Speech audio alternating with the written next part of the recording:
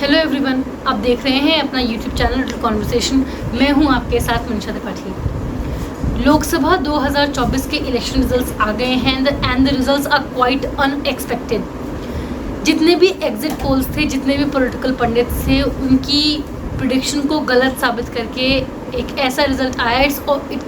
It's hung parliament को एक single largest party है, लेकिन कोई भी एक सिंगल पार्टी मेजॉरिटी मार्क नहीं टच कर पाई है।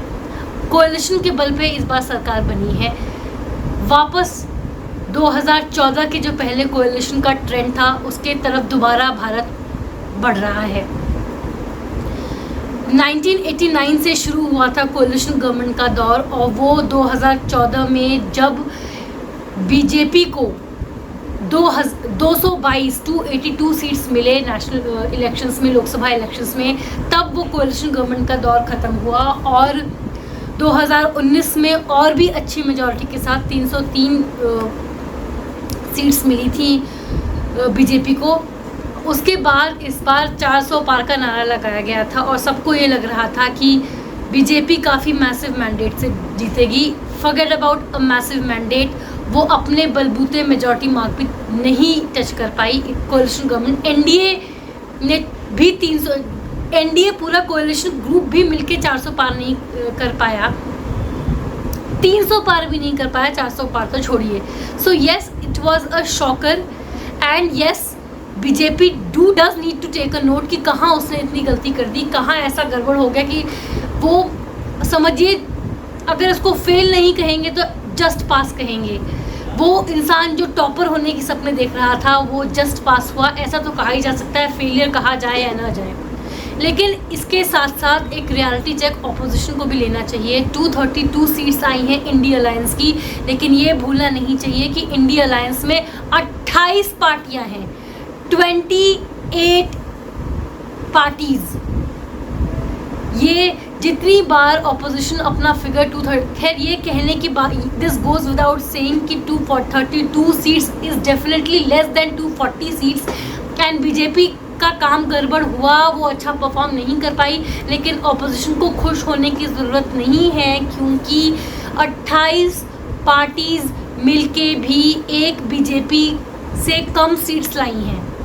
ये आप बीजेपी को सपोर्ट करते हैं या नहीं करते हैं, आप प्राइम मिनिस्टर मोदी की खिलाफत करते हैं नहीं करते हैं, this is a hard cold fact. इसको एक्सेप्ट करना ही होगा कि 28 पार्टीज़ मिलके भी बीजेपी को से आगे नहीं जा पाई। अगर आप इंडिया अलायंस का सीट का कंपैरिजन कर रहे हैं, तब सीट का कंपैरिजन एनडीए के साथ होना चाहिए, जो रूलिंग पार्टी का कोalition है, जिसकी सीट्स 294 हैं।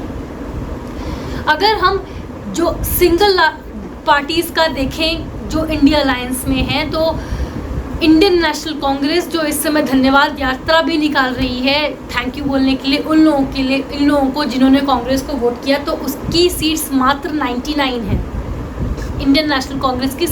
Yes, it is definitely an improvement from 52 seats जो उनको 2019 में मिली थी। 52 सीट्स थी, लेकिन फिर भी 99 सीट्स हैं, बहुत अच्छा परफॉर्मेंस नहीं है। सो अगर एनडीए को, बीजेपी को एक रियलिटी चेक मिला है, तो आई एम श्योर इस समय एक रियलिटी चेक ऑपोजिशन को भी लेना चाहिए कि सारा ऑपोजिशन मिल गया, 28 पार्टीज़ ने एक अम्ब्रेला अलायंस बनाया, और उसके बावजूद जैसे भी बन रही है सरकार बीजेपी की ही बन रही है, और आया तो मोदी ही। वेल, इससे ज़्यादा मैं नहीं बोलूँगी वरना अंधभक्त, खैर मुझे बोला जाएगा कमेंट में, I am already ready for that, no issues. अब ये बात ये है कि बीजेपी यूपी में बेसिकली यूपी का परफॉर्मेंस, बीजेपी का परफॉर्मेंस बाकी में लगा। एक बार को दिल्ली में गड़बड़ हुआ होता ना, तो लोग समझते भी कि जो केजरीवाल जी को जेल भेज दिया गया, उसकी वजह से सिंपैथी वोट मिल गया इंडिया अलायंस को, कि भाई वो एक केजरीवाल जी ने काफ़ी उसका हल्ला मचाया था, ब्रूहाहा मचाया था कि भाई मेरी तबीयत ख़राब है, मुझे मारने की कोशिश की जा रही है, मुझे इंसुलिन नहीं दिया गया, वो जेल का जवाब वोट से, ये सब कैंपेन जो चलाया था केजरीवाल जी ने। उन लोग एक बार को दिल्ली में हारती तो भी समझ में आता, लेकिन हिमाचल प्रदेश अग्निवीर से अगर इतनी खिलाफत भी थी जिसके बारे में कह रहे हैं कि अग्निवीर से बहुत प्रॉब्लम हो गई का एक बैकलैश है। उत्तराखंड एंड हिमाचल प्रदेश से काफ़ी लोग जाते हैं आर्मी में। इनफैक्ट बहुत बुरा परफॉर्मेंस तो हरियाणा में भी नहीं रहा। इट वॉज नॉट 5-5 का वो रहा है। 5 सीट्स मिली है बीजेपी को एंड 5 सीट्स मिली है कांग्रेस को।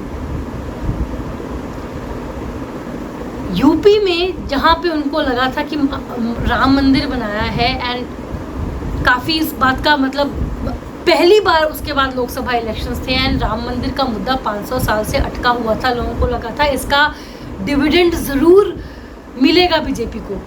एंड ऑफ कोर्स लोगों का कहना यह है कि नहीं कॉम्पोजिशन अच्छे से दिया नहीं गया, आप धर्म के नाम पे राजनीति नहीं कर सकते, कॉम्पोजिशन देना चाहिए था। बट जो रियल रीज़न है वो ये है कि यूपी में जो र्यूमर्स आ रहे थे इलेक्शन के पहले कि all is not well between the central leadership and Yogi Adityanath, वो अब लग रहा है कि वो र्यूमर्स नहीं थे, वो सच था। योगी आदित्यनाथ को एक फ्री रन नहीं दिया गया यूपी में जो इलेक्शन थे उसमें योगी आदित्यनाथ को एक फ्री रन नहीं दिया गया, एक फ्री सीट नहीं दी गई। सेंट्रल लीडरशिप ने योगी आदित्यनाथ की लीडरशिप को अंडरमाइन किया यूपी में। आप इसे एरोगेंस कह सकते हैं, लेकिन योगी आदित्यनाथ की यूपी इलेक्शंस में नहीं चल पाई। उस समय ये र्यूमर्स चल रहे थे, उस समय बीजेपी ने इसको र्यूमर्स कहा, लेकिन अपेरेंटली ये र्यूमर्स नहीं थे, ये सच था। क्योंकि बहुत सारी ऐसी जगह थे, सुनने में आ रहा है कि जो कैंडिडेट्स थे उसको योगी आदित्यनाथ नहीं चाहते थे, वो उन योगी आदित्यनाथ का अप्रूवल नहीं था, लेकिन सेंट्रल लीडरशिप में जेपी नड्डा जैसे लोगों ने उन लोगों को टिकट दिलवा दिया। टिकट डिस्ट्रीब्यूशन में योगी आदित्यनाथ की नहीं सुनी गई। और बहुत जगह ऐसे कैंडिडेट्स जैसे कि कृपा शंकर सिंह, जिन्होंने ओपनली कहा था कि जो 26-11 नवंबर में अटैक जो हुआ था मुंबई में वो आरएसएस के लोगों ने करवाया था। एक कृपा शंकर सिंह ने कहा था ये महाराष्ट्र के लीडर हैं, उस समय कांग्रेस में हुआ करते थे। इनने बुक वगैरह भी लिखी थी कि जिस पे उन्होंने आरएसएस पे इल्ज़ाम डाला था 26/11 के हमले का। जब उनको जौनपुर से बीजेपी ने टिकट दिया तो बीजेपी के कार्यकर्ता नाराज़ हो गए, क्योंकि बीजेपी का जो ग्राउंड वर्क करते हैं, जो लोकली कनेक्ट करते हैं, वो आरएसएस का ही स्ट्रक्चर है, आरएसएस का ही ऑर्गेनाइजेशन है। एंड कृपा शंकर सिंह को टिकट देने की वजह से आरएसएस काफ़ी हद तक नाराज़ थी। लल्लू सिंह जो अयोध्या में उनके कैंडिडेट थे वो काफ़ी क्रिस्प नहीं है, उनको शायद सुनाई भी ढंग से नहीं देता है। उन्होंने बोल तक दिया कि बीजेपी को ये सिर्फ 272 पाके कॉन्स्टिट्यूशन नहीं बदल पाएंगे, we need a 2/3 majority to change the constitution. उन्हें हिंदी में बोला था कि 2/3 की मेजॉरिटी चाहिए होगी कॉन्स्टिट्यूशन बदलने के लिए, और इसके लिए आप बीजेपी को वोट दीजिए ताकि कॉन्स्टिट्यूशन बदल सके। ये हवा उन्हीं की चलाई हुई थी जिसको ऑपोजिशन ने अच्छे से भुनाया। ये सुन के जो यूपी में कास्ट तो है ही बहुत ज़्यादा, दलित और एससीज को ये लगा कि उनका रिजर्वेशन कहीं चला ना जाए, इसकी वजह से क्लास कंसोलिडेशन हुआ एंड वो बीजेपी के अगेंस्ट वर्क किया। ये caste consolidation which was worked against BJP, इसके जिम्मेदार बहुत हद तक लल्लू सिंह ही थे। बेतुकी बयानबाजी करने की कोई वजह नहीं थी। उधर जैसे कि मैंने आपको बताया, कृपा शंकर सिंह को साध्वी प्रज्ञा का टिकट काट के कृपा शंकर सिंह को वोट दिया गया था एंड इससे उनकी आरएसएस खुश नहीं थी। उनका बहुत सारे कार्यकर्ताओं का कहना ये है कि आरएसएस की को नज़रअंदाज किया गया इस इलेक्शन में। बहुत अब दूसरी पार्टी से आए हुए कैंडिडेट्स को बाहर डाल दिया गया, डंप कर दिया गया। दूसरी पार्टी से आए, बीजेपी ज्वाइन की तो उनको टिकट मिल गया। इसकी वजह से जो पुराने कार्यकर्ता थे वो नाराज़ थे, उन्होंने कुछ खास काम नहीं किया, और जो नए कार्यकर्ता आए, जो नए लीडर्स आए, उनके साथ जो कार्यकर्ता आए वो अपने साथ वोट्स नहीं ला पाए। जो पुराने लीडर्स की, पुराने कार्यकर्ताओं की नज़रअंदाजी हुई, जो नेग्लेक्ट हुआ बीजेपी यूपी में, that was the major reason for dropping of BJP in UP.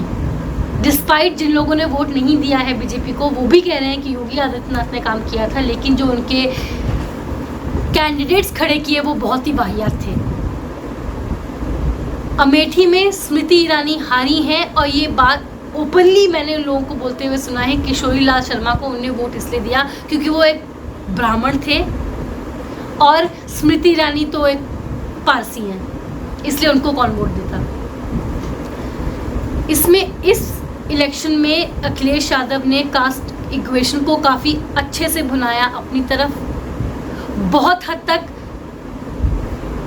जो लल्लू सिंह जैसे लोगों के बेतुके बयान थे कॉन्स्टिट्यूशन को बदलने के लिए लेके, उसने एससीज को डरा दिया कि बीजेपी हम लोगों का रिजर्वेशन ख़त्म कर देगी।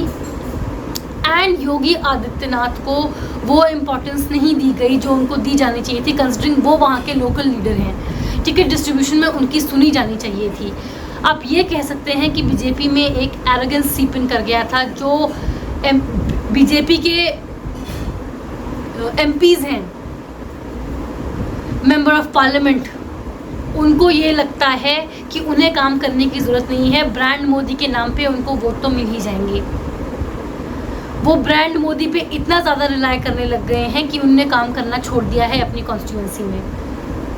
महेश शर्मा, उनकी कॉन्स्टिट्यूंसी में महेश शर्मा से लोग बहुत नाराज़ थे। बहुत लोगों ने फिर भी वोट दिया कि मोदी भाई हमें मोदी जी को वोट देना है, लेकिन बहुत लोगों ने वोट इसलिए नहीं दिया क्योंकि महेश शर्मा नदारत थे 5 सालों तक।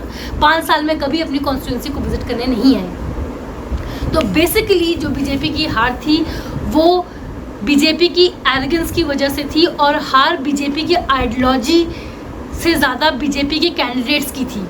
It was more of a vote against the candidates जो बीजेपी ने खड़े किए rather than the ideology of BJP.